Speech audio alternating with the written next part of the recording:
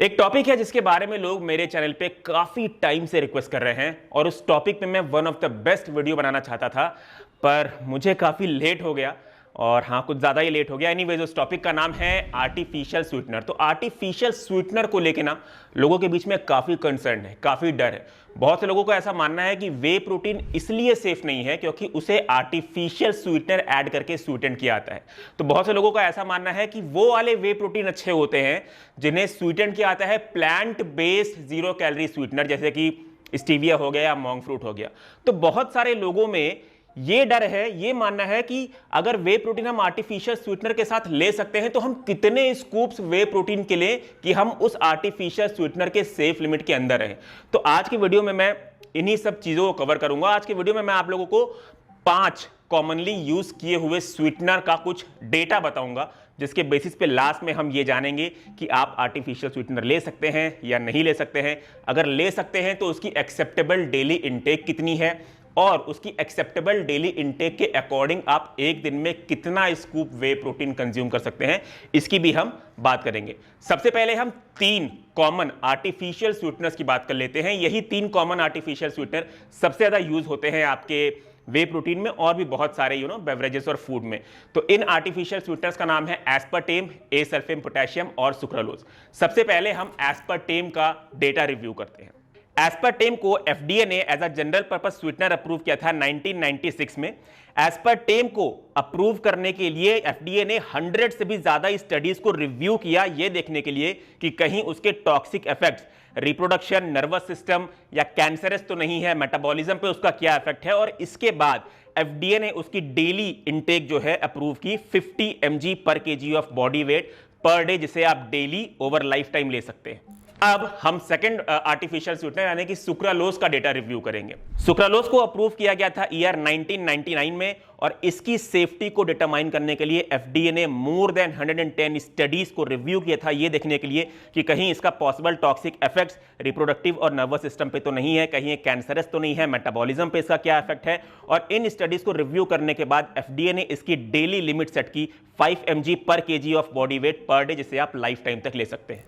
अब हम third artificial sweetener acesulfame potassium का भी डेटा देख लेते हैं। एसल्फेम पोटेशियम को एफडीए ने ईयर 2003 में अप्रूव किया था और इसके लिए एफडीए ने मोर देन 90 स्टडीज को रिव्यू किया था इसकी सेफ्टी देखने के लिए कि कहीं इसके पॉसिबल टॉक्सिक इफेक्ट्स रिप्रोडक्टिव पे तो नहीं है, कैंसरस तो नहीं है या मेटाबॉलिज्म पे तो नहीं है। और ये सब स्टडीज को रिव्यू करने के बाद एफडीए ने इसकी डेली लिमिट सेट करी 15 mg पर केजी ऑफ बॉडी वेट, जिसे आप हर दिन ओवर लाइफ टाइम ले सकते हैं। तो अभी तक हमने कॉमनली यूज किए जाने वाले 3 आर्टिफिशियल स्वीटनर्स के डेटा को रिव्यू किया है। अब हम 2 कॉमनली यूज किए जाने वाले प्लांट बेस्ड स्वीटनर्स के डेटा को भी रिव्यू कर देते हैं। इन 2 कॉमनली यूज किए जाने वाले प्लांट बेस्ड स्वीटनर्स का नाम है स्टीविया और मॉन्क फ्रूट। सबसे पहले हम स्टीविया के डेटा को रिव्यू करते हैं। स्टीविया स्वीटनर को एफडीए ने अप्रूव किया था ईयर 2008 में, पर एक चीज ध्यान रहे कि एफडीए स्टीविया की होल लीफ वैरायटीज या रॉ स्टीविया एक्सट्रैक्ट को अप्रूव नहीं करता due to lack of research.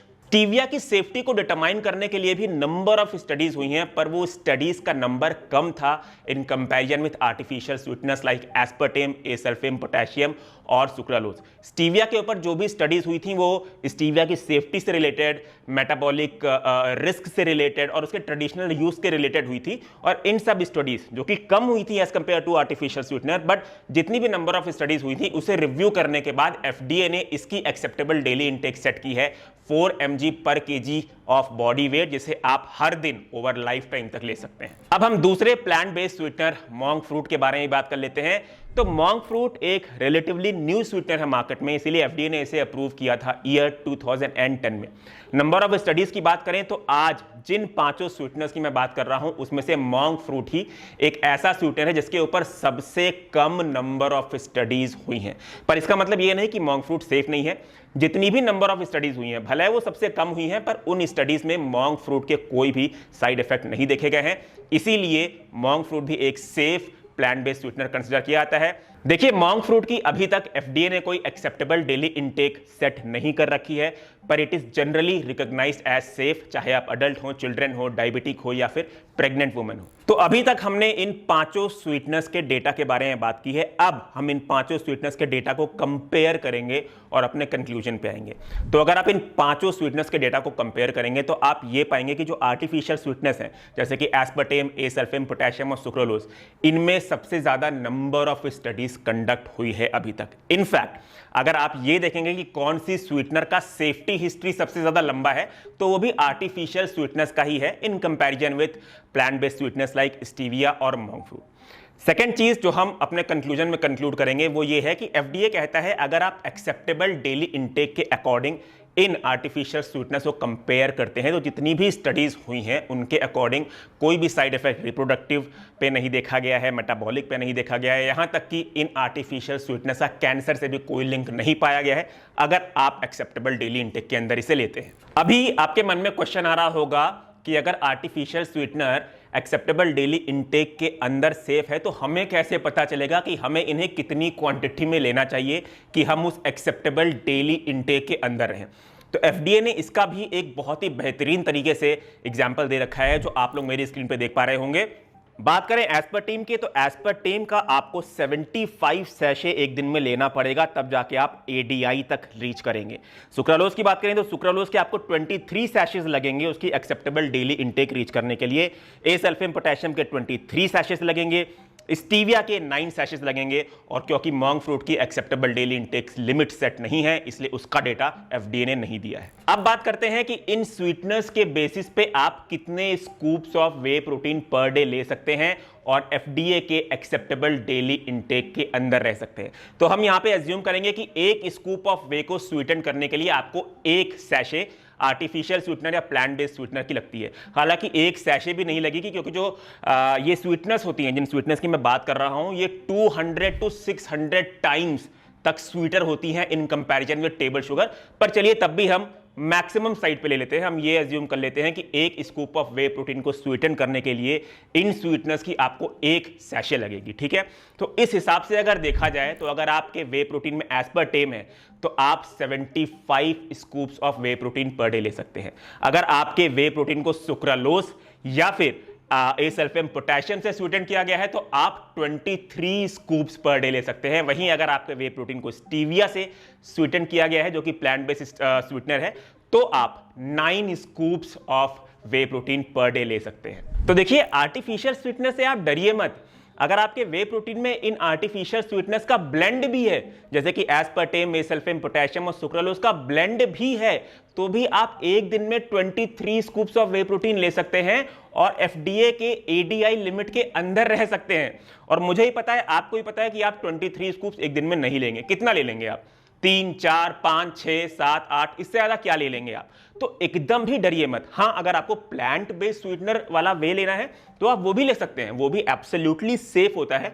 पर इस डर के मारे कि आर्टिफिशियल स्वीटनर जो है बेकार है, हमें कैंसर की बीमारी दे देगा, ये कर देगा, वो कर देगा, इस डर से अगर आप जो है प्लांट बेस्ड स्वीटनर वाला वे प्रोटीन ले रहे हैं तो ऐसा मत करिए। और बहुत सा मैंने वीडियोस देखा है जिसमें बहुत से लोग बोलते हैं कि आर्टिफिशियल स्वीटनर वाला वे प्रोटीन मत लो, इससे अच्छा तुम रॉवे लो और रॉवे में कैडबरी सिल्क चॉकलेट डाल के उसे ब्लेंड कर दो या रसना डाल के ब्लेंड कर दो। देखिए, ये सब स्टुपिडिटी मत करिए, इससे अच्छा आप रॉवे ही पी लीजिए, ठीक है। और वो लोग जो लोग आर्टिफिशियल स्वीटनर को कैंसर से रिलेट भी करते हैं वो इसलिए करते हैं क्योंकि IARC और JECFA ने एस्पर्टेम को ऐसा बोल दिया था कि ये पॉसिबली कार्सिनोजेनिक है ह्यूमंस के लिए।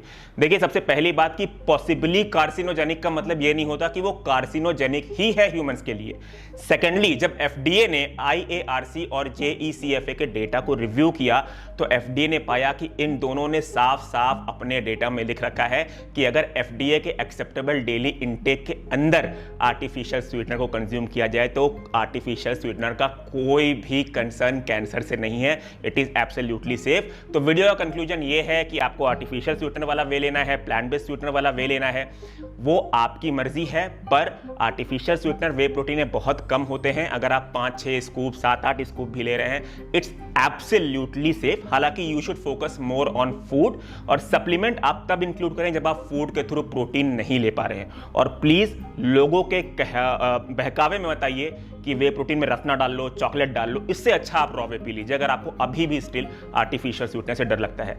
तो गाइस, उम्मीद करता हूं आज का वीडियो आप लोगों को अच्छा लगा हो। ऐसे और बहुत सारे इंटरेस्टिंग वीडियोस देखने के लिए आप प्लीज हमारे चैनल को सब्सक्राइब करें, और हमारे इंस्टाग्राम के पेज को भी आप जरूर फॉलो करें। वहां पे हम शॉर्ट फॉर्म में काफी इंफॉर्मेटिव और साइंटिफिक एविडेंस बेस्ड न्यूट्रिशन के वीडियोस, एक्सरसाइज के वीडियोस बनाते हैं।